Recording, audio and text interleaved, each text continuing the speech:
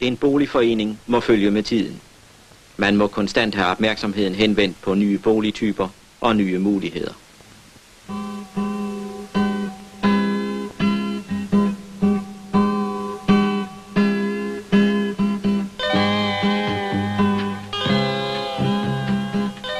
På det tidligere teglværk Gudenå Tegl ved Vorslev fremstilles en helt ny boligtype, et enfamiliehus, bygget op omkring et kassettesystem, hvor hele sektioner af husene færdiggøres på fabrik.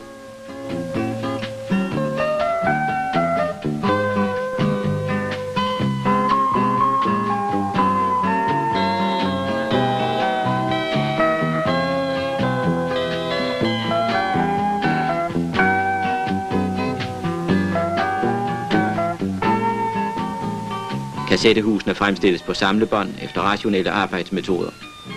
Husene leveres færdigisolerede med endelig gulvbelægning, køkkenelementer og færdige rør- og elinstallationer.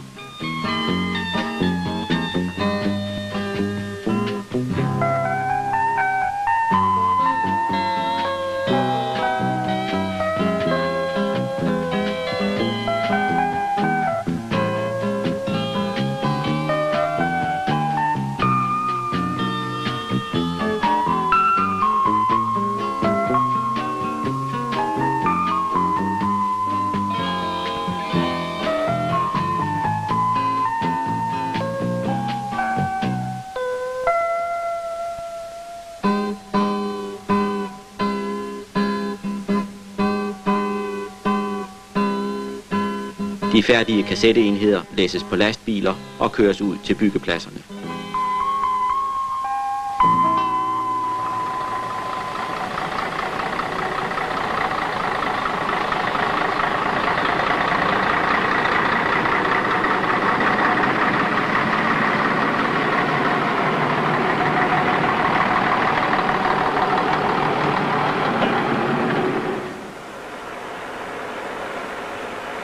AAB var med i projektet med kassettehusene fra starten. I EO opførtes i løbet af 1973 85 huse efter dette nye byggesystem.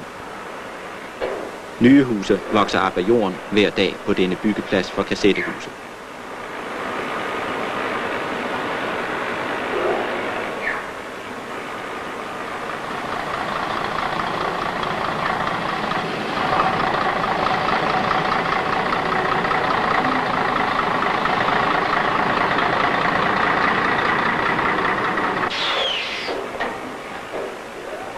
Når lastvognen med kassetterne ankommer, er husenes fundamenter gjort færdige, klar til at modtage de forskellige enheder som opholdsstue, køkken, badeværelser osv.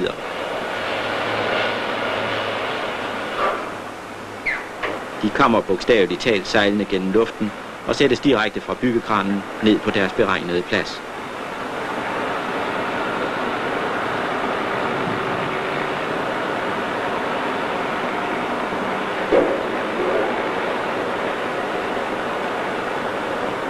Så snart kassetterne er sænket på plads, går byggeriets murere i gang med at opføre husenes ydervægge af tegl.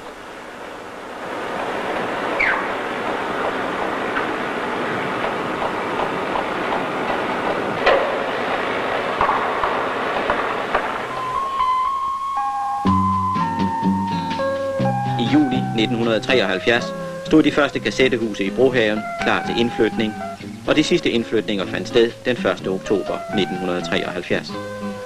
En hel by af enfamilieboliger var føjet til AAB's aktiviteter.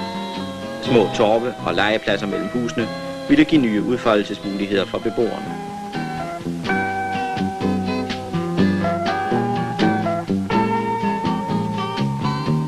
Inden man åbnede for indflytning, afholdtes en boligudstilling, så alle kunne få et indblik i denne nye boligforms muligheder.